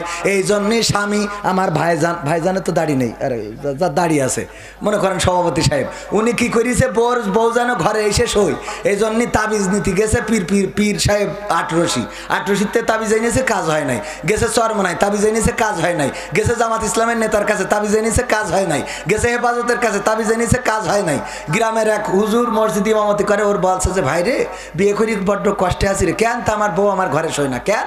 কয় আমার মুখী দাড়ি, এই নিয়ে ঝামেলা। তা বলছে আমি একটা তাবিজ করে দেবো। তা বলছে তা দেওয়া দিতে তাবিজ করি দেস। ও তাবিজ করে দেওয়ার পরে এইবার ওইটা বালিশের নিচে রেখেছে, ওই দিনই বউ ঘরে এসে শুয়েছে। আরে বাবা, আনন্দ দেখে কিনা। সকালবেলা গোসল করি পরে চলে গেছে বাজারে, যেয়ে মাছ, শৈল মাছ, বইল মাছ, গরুর গোশ, মুরগির গোশ, হাতির গোশ, উটির গোশ, ভেড়ার গোশ, কুত্তার গোশ যা পেয়েছে গড়ে সব কিনে এনেছে। এই নিয়ে স্ত্রীর বলছে রান্না করো। তা বলছে কে? বলছে রান্ধো, আমি একজন দাওয়াত করতে আছি। বলছে কার দাওয়াত করেছ? এত বাজার করেছ কার জন্য? বলছে রান্ধব আসলে বুঝতে পারবা। কয় না আগে বলতে হবে কাদের জন্য এত বাজার, এত কেন রান্না করা লাগবে? কয় কারোর জন্য না, আমার গ্রামের ইমাম সাহেবের জন্য। গ্রামের ইমামকে কেউ এত পদের রান্না করে খাওয়ায় নাকি? বাইরেতে কবির বিন সামাদ আসলেও এক কথা ছিল, বলছে না খাওয়াবো। কারণ আছে। কি কারণ? কারণ আছে তুমি আগে রান্ধো তারপরে বলবো। মেয়েরা একটু বেকা হাড়ের তৈরি, ওরা একটু বেকা স্বভাবের, কয় না বললে রানবো না, রান্না করবো না। বলছে দেখো আমি যে হুজুরির কাছ থেকে তাবিজ করে এনেছি, আনার পরে তুমি আজকে যে হুজুরির তাবিজের বরকতে আমার ঘরে এসে শুইছাও, আমার কলিজাটা ভরে দিছাও, আজকে সেই হুজুরির দাওয়াত করে আজকে খাওয়াবো, এই জন্যে এত বাজার। বলছে এই ঘটনা? বলছে এই ঘটনা। শুধু তাই না, কেন দাওয়াত করেছি? আমি আট্রসি গেলাম, ফুরফুরা গেলাম, চরমনায় গেলাম, জামাতে গেলাম, হেফাজতে গেলাম, কত হুজুর মৌলবী মাওলানার কাছে গেলাম, কত তাবিজ পানি পড়া নিয়ে আসলাম, কাজ হয় নাই। আর গ্রামের ইমাম সাহেবের তাবিজ আনলাম, আর তুমি আমার ঘরে শুইছাও। এরপরেও তুমি কি মনে করো না যে হুজুরির দাওয়াত করে খাওয়ানোর দরকার আছে? কয় আমি হুজুরির তাবিজি আইছি, এটা তোমার বলিস কিটা? কয় বলিস কিটা? তুমি তো গত রাত্রি এসে শুইছাও মাঝরাতি, আমি নিজে প্রমাণ। ওরে না, গতকালকে আমি যেই ঘরে শুই ওই ঘরে সিং কেটে চোর ঢুকেছে, ঢোকার পরে ওই ঘরের মধ্যে আইলা বাইলা সোনা দানা টাকা পয়সা টিভি ফ্রিজ যা ছিল সব বের করে নিয়ে গেছে। লাস্টে আমার দিকে তাকাচ্ছে, আর কিছু যখন নেই আমি মনে করলাম আমারও কি নিয়ে যায়, তাই ভয়তে তাড়াতাড়ি করে এই ঘরে চলে আইলাম। বোঝা গেছ তো? আমি কারোর তাবিজে আসি নাই। স্বামী বলছে, ওরে আমার স্ত্রী রে, আর ঘরে ঠিকই আসলি, কিন্তু ঘরটা খালি করার পরে তুই যদি যখন শিং কেটেছে তখনও আসতিস, তাও অন্তত কিছু সম্পদ রক্ষা হতো না? হতো না? কথা কয় না, হতো না? হতো না? তেমনি ভাবে ওগো আমার যুবকেরা, ওগো আমার তরুণেরা, ওগো আমার কিশোরেরা, ওগো আমার মায়েরা, ওগো আমার বোনেরা, সবাই ঠিকই সুজা হয়ে আল্লাহর রাসূলের কাঁধে চড়ে বিসমিল্লাহি ওয়া আলা মিল্লাতি রাসূলিল্লাহ বলে রাসূলের কাঁধে তুলে দেওয়া হয়। এমন একটা সময় কবরে রাখা হয় যে কবরে থাকা ফেরেশতারা বলে, ঠিকই এই ঘরে আসলি, কিন্তু সব খালি করে তারপরে আইছিস। ঠিক না বেঠে? তোর তো আর কিছু অবশিষ্ট নেই। আর কটা দিন আগে গুছাই গাছাই আসার দরকার ছিল না? ছিল না? এখন যাদের হুজুর ভালো লাগে না, ওয়াজ ভালো লাগে না, কোরআন ভালো লাগে না, হাদিস ভালো লাগে না, আল্লাহর পথে চলা ভালো লাগে না, রাসূলের পথে চলা ভালো লাগে না, আমার ভাইজানের দাড়ি ভালো লাগে না, এরকম আছে না নাই? দাড়ি রাখলি চুলকায়, নিজেরও চুলকায়, অন্যের দাড়ি রাখা দেখেও চুলকায়। এরা ভাই ভালো মানুষ, কিন্তু ভাইরা এখনো উঠে পারিনি, উঠবে না। মার হাবা বলছে, মার হাবা। আল্লাহ আমার ভাইজানের মুখে দাড়ির ব্যবস্থা করে দাও, বলে নামে। আমার ভাইজানের মতো অনেকে আছে, দাড়ি নাই তো নাই, নামাজ পড়ে না, রোজা করে না, আবার বলে সংবিধানে রাষ্ট্র ধর্ম ইসলাম রাখা যাবে না রে, বলে না? বলে না? আর আমি ওদের ব্যাপারে বলেছি, সংবিধানে রাষ্ট্র ধর্ম ইসলাম আছে বলে তোমার কেন জলে রে বন্ধু, তোমার কেন জলে? শয়তানে জালে কি আগুন তোমারই বগলে, তোমার কেন জলে রে বন্ধু, তোমার কেন জলে? ইসলাম হলো শান্তির ধর্ম, আছে সুবিচার, অন্য ধর্মের প্রতি কভু করে না অবিচার। মিলেমিশে থাকার কথা, মিলেমিশে থাকার কথা দিয়েছেন নবী বলে, তোমার কেন জলের টাকলা, তোমার কেন জলি? ঠিক না বেঠে? ইসলাম সংবিধানে রাখা যাবে না, আবার যেই ভোট আসে মাথাতে টুপি খোলে, 5 ওয়াক্ত নামাজের জায়গায় 10 ওয়াক্ত পড়ে। কেমন করে পড়ে? আপনার বানিয়া বাহু, তাই তো? বানিয়া বাহু যখন এসেছে, বানিয়া বহু এই গ্রামে এসেছে ভোট করার জন্য। আসরের নামাজ আজান হয়ে গেছে, বলতেছে তাড়াতাড়ি আজান হয়েছে কিনা, বলছে হ্যাঁ হয়েছে, নাও তাড়াতাড়ি নামাজটা পড়িয়ে নি।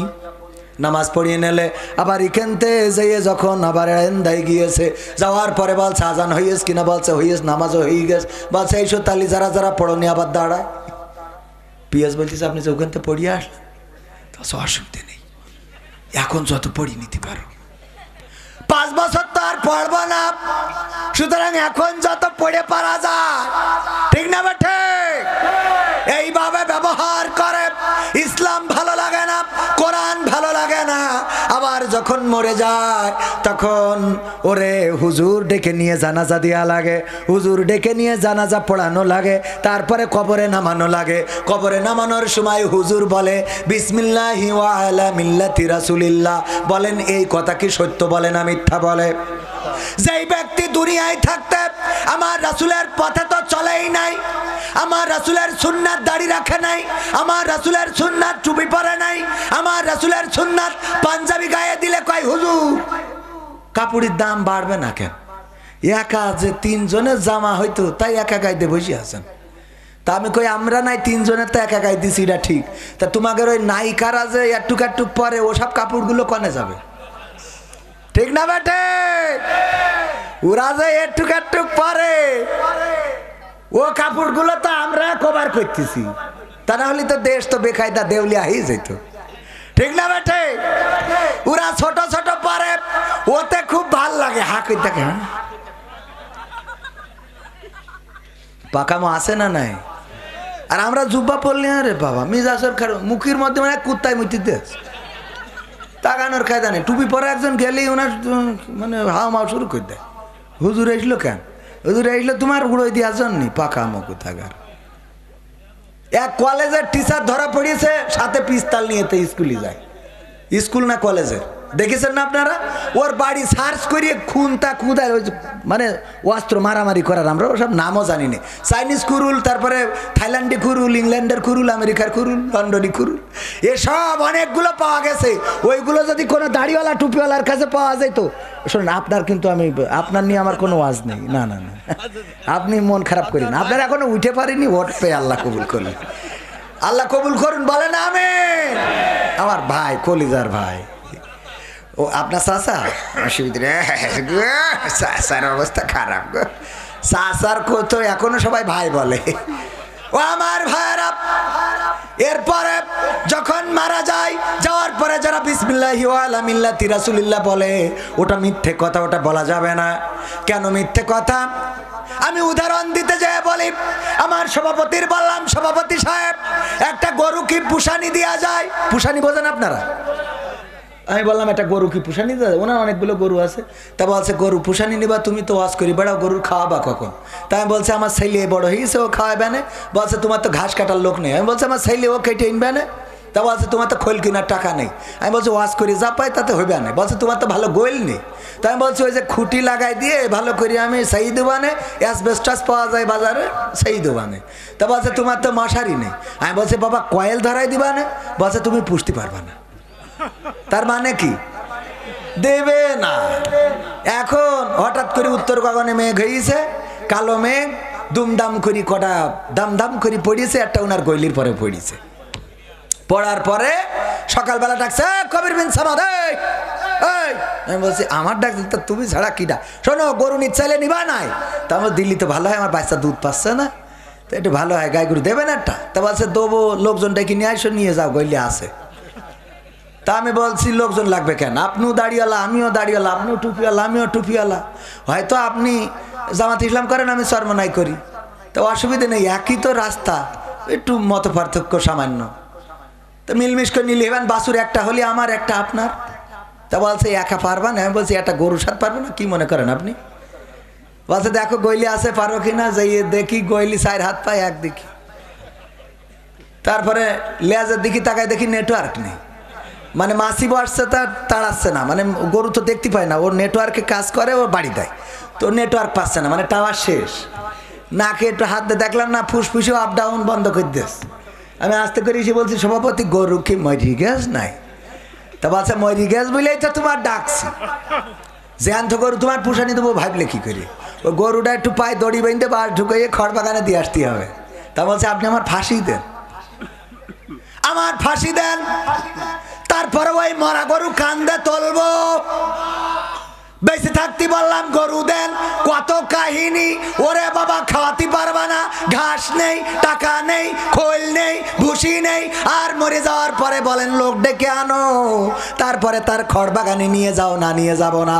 তেমনি ভাবে এখন অনেকেই আছে কোরআনের পথে ডাকলি ওর টাইম নেই, দাড়ি রাখতে বললি রাখে না, নামাজ পড়তে বললি যাই না, কোরআন শিখতে বললি শেখে না, হাদিস মানতে বললি মানে না, জিহাদ ইসলামী আন্দোলন এর তো ধারের কাছেও নেই, আর মরে যাওয়ার পরে বলে হুজুর গো ও গো আসেন আমার এই লাশটা একটু পার করে দেন। কথা কি বোঝা গেছে? এখন ওই মরা লাশ কি আর কান্দে তোলা যাবে? আমার রাসূল কি কান্দে নেবে? এই জন্যে যারা বোঝে তারা যে কবরে যে বলে না বিসমিল্লাহি ওয়া আলা মিল্লাতি রাসূলিল্লাহ, ওরা করে কি? ওরা আগে দেখে যে এ কোন পন্থী, যদি দেখে যে ও ভারতপন্থী তাইলে বলে বিসমিল্লাহি ওয়া আলা মিল্লাতি নরেন্দ্র মোদী, বিসমিল্লাহি ওয়া আলা আমেরিকা পন্থী হলে বিসমিল্লাহি ওয়া আলা মিল্লাতি বাইডেন, আর রাশিয়া পন্থী হলে বিসমিল্লাহি ওয়া আলা মিল্লাতি পুতিন, যদি মিশর পন্থী হয় বিসমিল্লাহি ওয়া আলা মিল্লাতি আব্দুল ফাত্তাহ আল সিসি, যদি মায়ানমার পন্থী হয় বিসমিল্লাহি ওয়া আলা মিল্লাতি অং সান সু চি, আর অন্য মানুষের নাম করলে কাটি খুলি দেবে, দরকার নেই। ঠিক আছে না বাজান? রাত অনেক হয়ে গেছে, 12টা ছাড়াই গেছে। 12টার মধ্যে শেষ করতে চাইছিলাম। অনেক কষ্ট করে আপনাদের নিয়ে কথা বললাম। মা বোনদের ব্যাপারে কথা বলতে যাচ্ছিলাম। 3টা কাজ। কয়টা কাজ? একটা হলো পর্দার মধ্যে থাকতে হবে, 2 নম্বর হলো সাজুগুজু করা যাবে না, আর 3 নম্বর হলো প্রদর্শন করে বেড়ানো যাবে। এই কাজ দিয়েছেন কে?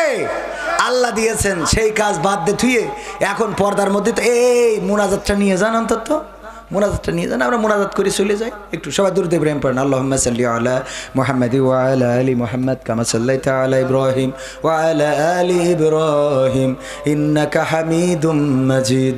আল্লাহুম্মা বারিক আলা মুহাম্মাদ ওয়া আলা আলি মুহাম্মাদ কামা বারাকতা আলা ইব্রাহিম ওয়া আলা আলি ইব্রাহিম ইন্নাকা হামিদুম মাজিদ। আমার উস্তাদ খানিক আগেও বলছিলেন, অ্যাডভোকেট গাজী এনামুল হক বলছে তুমি শর্টকাটে মাহফিল শেষ করবা। আমি বললাম আমি একদম অল্প করে করলেও তাও 2.5 ঘন্টা হয়ে যায়। তা বলছে আল্লাহ রাসূল জীবনে সবচেয়ে লম্বা ভাষণ দিয়েছিলেন, বিদায় হজের ভাষণ। আর সেই ভাষণটা কত মিনিট ছিল বলো তো? তা আমি বললাম 27 মিনিট। তা বলছে হয় নাই, আসলে হয় নাই, আমার ভুল হয়েছে। তো আমি বললাম উস্তাদ আপনি বলে দেন। অ্যাডভোকেট গাজী এনামুল হক বললেন 16 মিনিট। কয় মিনিট? 16 মিনিট। আল্লাহ রাসূল সাল্লাল্লাহু আলাইহি সাল্লাম লম্বা ভাষণ দিয়েছিলেন, সেটা ছিল কত মিনিট? 16 মিনিট। আর আমরা, আপনি দেখেন যে 10টা 10-এ এসেছি, এখন 12টা 5 বাজে। মুনাজাত করতে করতে 12টা 15 বেজে যাবে না? 2 ঘন্টা কথা বললাম। আমার হাসান আল মামুন লাল ভাই তো আগে স্টেজ সাইডে থুয়ে চলে গেছে আমি আসার আগে। তাহলে আমি কি আপনাদের হক আদায় করেছি না করি নাই? আমি হক আদায় করেছি। এখন যদি আমি আপনাদের কাছে আরেকটুখানি দাবি জানাই, আপনারা রাখবেন? রাখবেন? এই যুবকদের জন্য পকেটের মধ্যে যা বিড়ি খাওয়ার টাকা মাকা আছে আরেকবার একটু ঝাড়া মেরে দেবো, দেবো, দেবো, দেবো। প্যাকেট নিয়ে যাচ্ছে, হ্যাঁ? লাগবে না? লাগবে না? লাগবে না। আমার পক্ষ থেকে 10 ব্যাগ সিমেন্ট। আপনার পক্ষ থেকে 10 ব্যাগ সিমেন্ট কোনে? এই মসজিদের জন্য। ছাদের জন্য। আমার বড় ভাই ইসলামী ব্যাংকের প্রোপাইটার কোন বাজারে যান? গোয়ালদার বাজারে। গোয়ালদার। আমি আবার ঠিক মতো আসতে পারি না, তো আমার ওই ইনচার্জে ও আসে, আমি ঠিক মতো আসতে পারি। ভাইজান 10 ব্যাগ সিমেন্ট দিলেন, কয় ব্যাগ? মসজিদের জন্য আল্লাহ কবুল করুন, বলেন আমিন। আর আমি আজকেই দেখলাম জীবনে কোনো এক মাহফিলে টাকা চাচ্ছি, তা বলছে টাকা লাগবে না। আর অধিকাংশ মাহফিলে টাকা তুলে কইল যে ভরি দেওয়ার পরেও 6 লাখ টাকা এক জায়গায় কালেকশন হয়ে, তারপরে বলছে হুজুর এই আমাদের কালেকশন মন মতো হইল না। তারপর তোকের মন ওই রাসুলির ওই কথা, ওই ফুরাত নদীর সেই শোনা হয়ে যাবে, তা তোকের মন ভরানো সম্ভব না। এরকম আছে না নাই? আল্লাহর শুকরিয়া আদায় করলে নিয়ামত বাড়িয়ে দেন কে? আপনারা যা দান করেছেন তাতে ওরা সন্তুষ্ট, আর আপনাদের কাছে বিরক্ত করতে চায় না। আর কোনো কথা না থাকলে মুনাজাত। আলহামদুলিল্লাহি রাব্বিল আলামিন। রব্বানা যালামনা আনফুসানা ওয়া ইল্লাম তাগফির লানা ওয়া তারহামনা লানাকুনান্না মিনাল খাসিরিন। রব্বানা আতিনা ফিদ দুনিয়া হাসানাতাও ওয়া ফিল আখিরাতি হাসানা ওয়া কিনা আযাবান নার। ও আল্লাহ, গভীর রাত, এই গভীর রাতে তোমার বান্দাদের নিয়ে বসে আছি। তোমার বান্দারা কোরআন শোনায় এতটাই মগ্ন হয়ে পড়েছি। আরো যদি ঘন্টার পরে ঘন্টা বলা হতো তাও তোমার বান্দারা বসে থাকতো। আল্লাহ, তোমার যে বান্দারা রমজান আগত এই সময়ে কোরআনের মাহফিলে এসে বসেছি, আল্লাহ তুমি সকলকে তোমার শাহী দরবারে কবুল করে নাও। ওগো আল্লাহ, তুমি সকলের জীবনের গুনাহগুলো ক্ষমা করে দাও। জেনে গুনাহ করেছি, না জেনে গুনাহ করেছি, বুঝে গুনাহ করেছি, না বুঝে গুনাহ করেছি। আমাদের জীবনে এমন অনেক গুনাহ আছে যে গুনাহর খবর যদি মা জানতো ভাত রান্না করে খাওয়াতো না, যদি বাবা জানতো বাড়িতে ঢুকতে দিত না, যদি গ্রামের বন্ধুরা জানতো বন্ধুত্ব রাখতো না, মেম্বার চেয়ারম্যান জানলে বিচার সালিশ বসাতো, স্ত্রী জানলে সংসার করতো না। আবার মা বোনদের মধ্যে এমন অনেকেই আছে, এমন অনেক গুনাহ আছে যদি স্বামী জেনে ফেলতো এমন স্ত্রীর সাথে একটা রাতও কাটাতো না।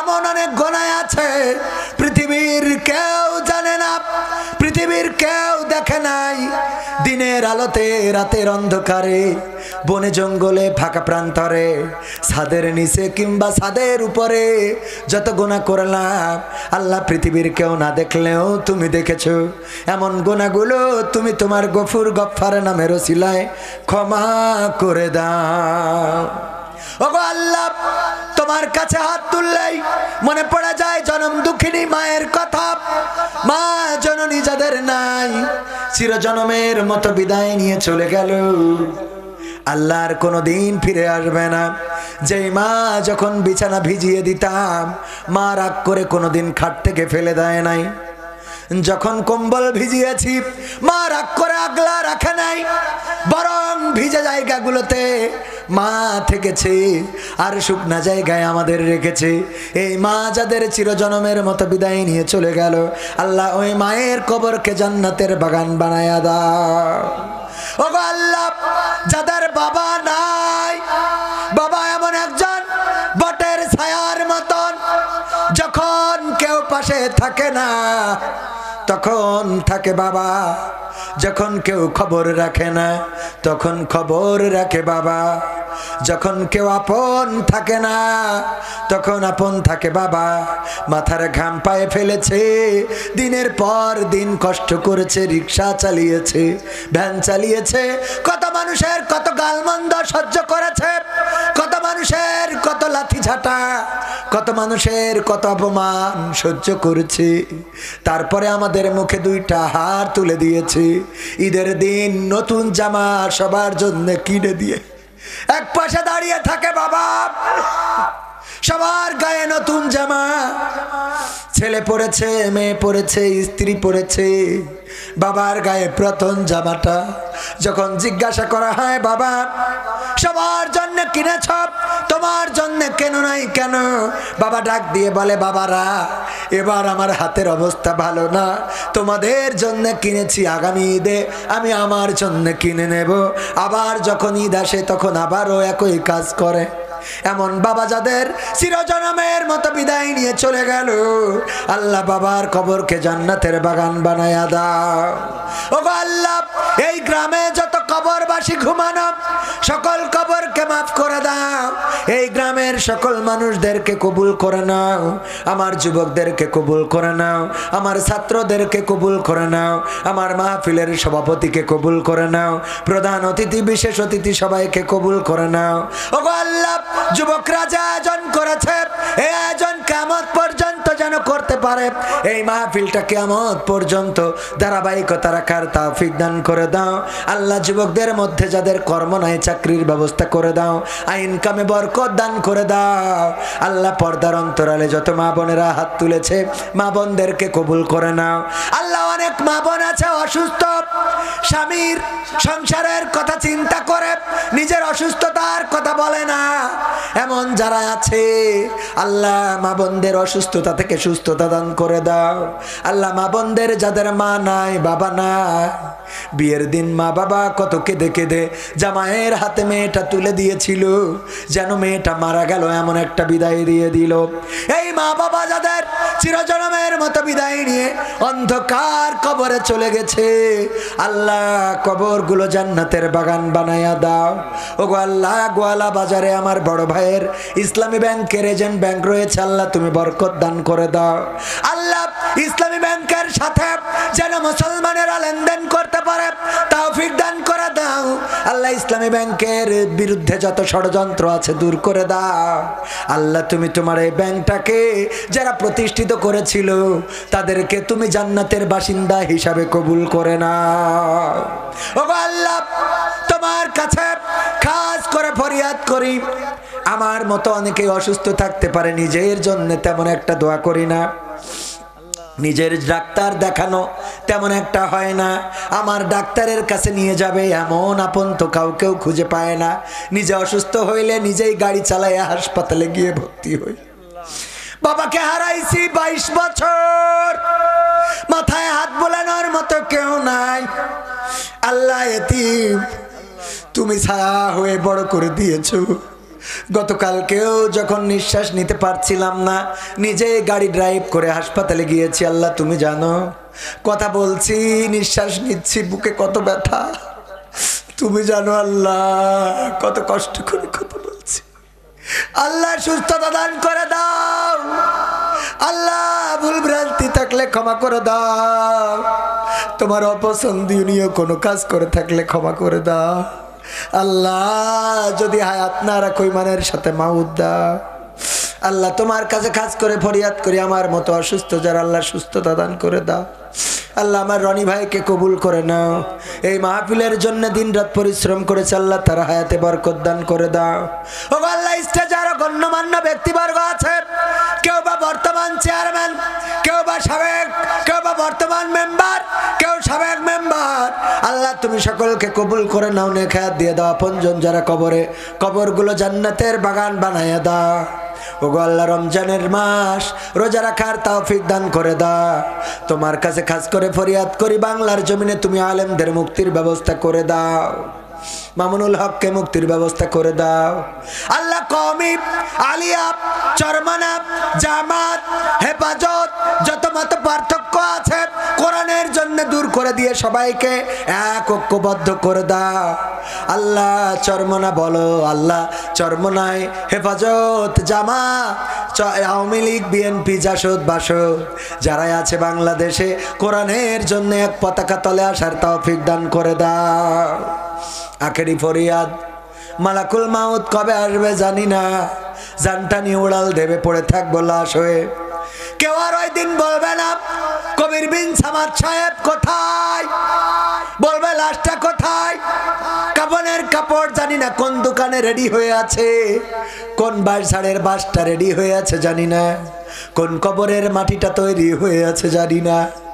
যেদিন মারা যাব ওই দিন কাফনের কাপড় চলে আসবে বাড়িতে, মসজিদের খাটিয়াটা আসবে, গোসল করাবে, কাফন পরাবে, জানাজা পড়াবে। তারপরে যখন কবরের দিকে নিয়ে যাবে, মা কাঁদবে, খোকারে কে আমার ঔষধ কিনে দেবে।